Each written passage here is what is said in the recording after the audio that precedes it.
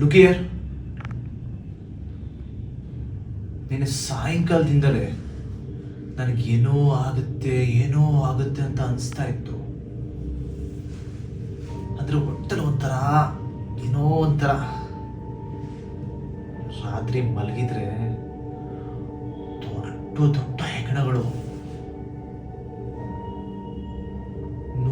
ನೋಡ್ತಿದ್ದಂಗೆ ಹೀಗೆ ಬರ್ತಾ ಇದ್ವು.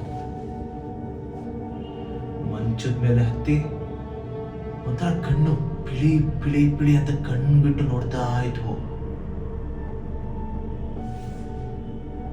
ಎರಡು ಹೆಗ್ಣಗಳು ಮುಖ ಒಂಥರ ಮಾಡಿ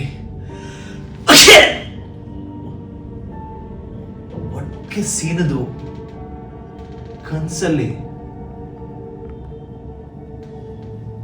ಥಟ್ಟಂತ ನನಗೆ ಎಚ್ಚರ ಆಯ್ತು.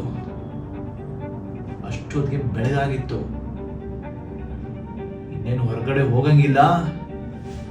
ನಮ್ಮ ಸೆಕ್ರೆಟರಿ ಗುಂಡಯ್ಯ ಕೈಯಲ್ಲಿ ಕಾಗ್ತಾ ಇಟ್ಕೊಂಡು ನಿಂತಿದ್ದಾನೆ.